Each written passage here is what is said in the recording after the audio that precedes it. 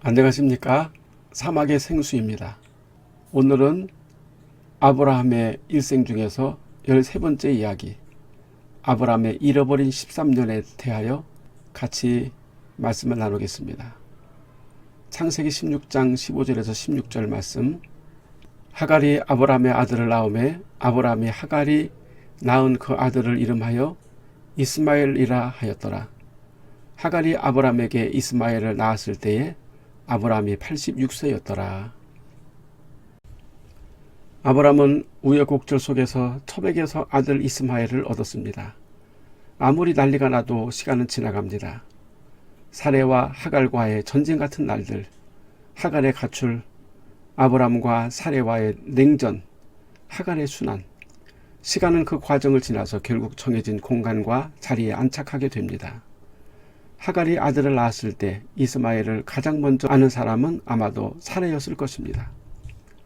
어쩌면 그리도 고대하고 마음졸였던 위인은 바로 사레였기 때문입니다.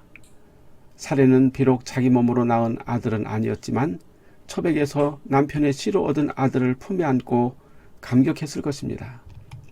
아브라함은 86세에 얻은 첫 아들에 대한 감격이 어떠했을까요? 물론 남자이기 때문에 그 기쁨을 가슴속에 간직하고 내색을 하지 않았겠지만 그 감격을 어찌 다 말로 표현할까요? 아마도 아들을 본 기쁨으로 이웃들을 불러다가 큰 잔치를 벌였을 것입니다.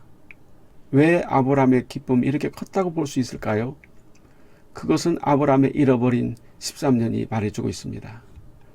아브라함이 잃어버린 13년은 고스란히 이스마엘에게 주어졌기 때문입니다. 첩의 아들 이스마엘, 그 이름의 뜻은 하나님이 들으실 것이다. God will hear. 이스마엘이란 이름은 아브라함이 지은 것이 아니라 하나님께서 하갈에게 그렇게 이름을 지으라고 말씀해 주신 것입니다. 왜 하나님은 첩에게서 낳은 아들의 이름을 하나님이 들으실 것이다 라고 지으라고 하셨을까요? 이상도 하지요.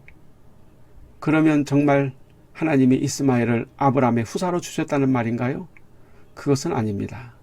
하나님은 아브라함이 하갈을 통해 이스마엘을 낳은 것을 결코 기뻐하지 않으셨습니다. 그런데 왜 하나님이 들으신다는 이스마엘이라는 이름을 주셨을까요? 그것은 아브라함에 대한 경고입니다. 두 가지 경고가 있습니다.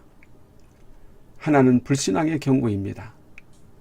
아브라함이 하나님의 약속을 믿지 않고 자기의 방식으로 하나님의 방법을 버리고 아들을 얻은 것이 얼마나 불신앙인가를 경고하시고 있는 것입니다. 하나님은 이스마엘이 장차 들나귀가 되겠고 그 손이 모든 사람을 치겠고 모든 사람의 손이 그를 칠 것이며 그가 모든 형제의 동방에서 살리라고 말씀했습니다. 들나귀라는 것은 거친 사람, 사나운 사람, 즉 호전적이고 다른 사람들과 다투고 대적하는 사람이 될 것이라는 뜻입니다. 이스마엘은 아라비아에 있는 아랍인과 터키를 구성하는 12족속의 조상이 됩니다. 이스마엘은 역사상의 분쟁을 일으키는 원흉이 되었고 모든 사람들과 적대하는 중심이 될 것입니다. 실제로 이스마엘의 후손인 이슬람교는 테러와 분쟁을 일으키는 원흉이 되고 있습니다. 아브라함이 자구책으로 낳은 육체의 열매는 대대로 후손들에게 걱정거리, 분쟁, 고통의 핵이 됩니다. 불신앙은 결국 싸움과 원한과 원망과 분쟁을 일으킵니다. 하나님의 뜻을 거스리고 사람의 방법과 꾀로 사는 사람은 영원히 싸움과 난장판으로 치닫게 된다는 뜻입니다. 하나님은 하나님의 약속을 기다리지 않고 욕망과 불법으로 행한 아브라함의 욕구를 들어주신 것입니다. 그렇지만 아브라함과 사레의 영혼은 더욱더욱 황폐해져 갔습니다. 시편 기자는 이러한 악한 욕망을 잘 표현해주고 있습니다. 시편 106편 14절에서 15절 말씀에 보면 광야에서 욕심을 크게 바라며 사막에서 하나님을 시험하였도다. 여호와께서 저희의 요구한 것을 주셨을지라도 그 영혼을 파리하게 하셨도다. 여기서 파리하게 하셨다는 뜻은 굶주려 죽게 하다, 그런 뜻입니다. 하나님은 악한 요구도 들어주십니다. 그러나 그 결과는 영원히 굶주려 죽는 비참함입니다. 두 번째 경고는 하나님의 약속에 대한 것이었습니다.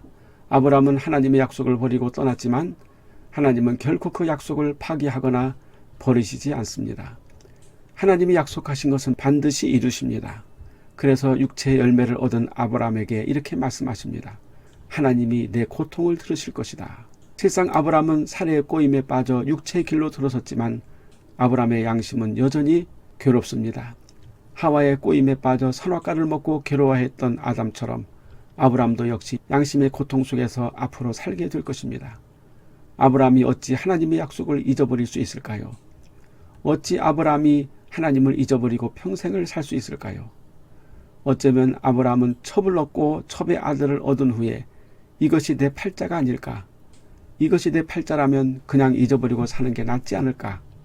이미 엎질러진 물인데 후회하면 무엇하나? 집착하면 무엇하나? 이것이 나의 운명이라고 생각하고 잊어버리자. 애써 잊어버리자고 했을 것입니다. 하나님의 택하심으로 하나님에게 부르심을 받고 성령으로 인친 자가 비록 세상에 나가 죄 가운데 빠졌다고 하나님을 잊을 수 있을까요? 육체의 의지로 억지로 잊으려고 하지만 결코 그 영혼에 깊이 새겨진 하나님의 기억을 어찌 잊겠습니까? 그래서 하나님은 아브라함에게 말씀하십니다. 내 영혼이 고통 속에 부르짖는 하나님에 대한 절규, 한숨을 내가 들을 것이고 반드시 내가 한 약속을 너에게 이룰 것이다. 아브라함은 이스마엘을 보면서 즐거웠지만 그래서 겉으로는 웃었지만 그 웃음 속에는 이스마엘을 보면서 어쩔 수 없이 떠오르는 그 영혼 깊이 있는 하나님에 대한 슬픔과 절망 그리고 갈망의 그림자가 검은 커튼처럼 드리워져 있었던 것입니다. 그래서 하나님은 내 영혼의 진정한 갈망이 무엇인가 들여다보라. 그 갈망을 내가 들으리라고 하신 것입니다.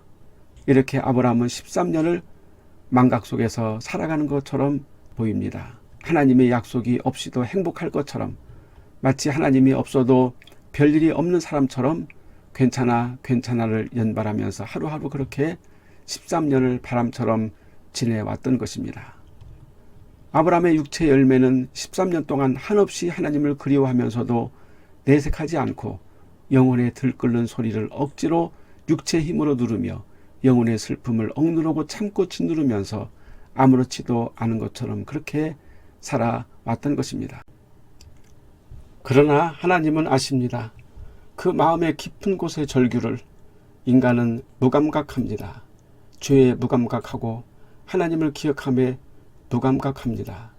그래서 때때로 인간은 자포자기를 합니다. 스스로 자신을 학대하면서 운명이라 팔자라 인생을 받아들입니다. 우리도 신앙생활 하다가 힘들고 어려우면 포기하고 싶을 때가 있지요. 그리고 우리는 그것을 운명이라고, 나는 예수 믿지 못할 운명이야, 나는 하나님을 믿지 못할 운명이라고 그렇게 낙심할 때가 있습니다. 그러나 하나님은 아브라함의 깊은 영혼의 부르짖음을 기억합니다. 하나님은 우리 성도들의 깊은 영혼의 부르짖음과 눈물과 슬픔을 기억하십니다. 하나님께서 하시지 않으면 아브라함은 아무것도 할 수 없습니다. 하나님께서 하시지 않으면 우리 죄인들은 아무것도 할 수 없다는 것입니다. 하나님께서 죄인을 찾아오시지 않으면 죄인이 하나님을 결코 스스로 찾아갈 수 없습니다. 요한일서 4장 10절 말씀에 사랑은 여기 있으니 우리가 하나님을 사랑한 것이 아니요 하나님이 우리를 사랑하사 우리 죄를 속하기 위하여 화목제물로 그 아들을 보내셨습니다. 그래서 하나님께서 보다 못하셔서 더 이상 아브라함의 아픔을 방치할 수 없어서 어느 날 13년이 지난 그 어느 날 하나님은 아브라함을 갑자기 찾아오셨습니다. 그리고 아브라함을 강하게 몰아세우십니다. 나는 전능한 하나님이라. 너는 내 앞에서 완전하라.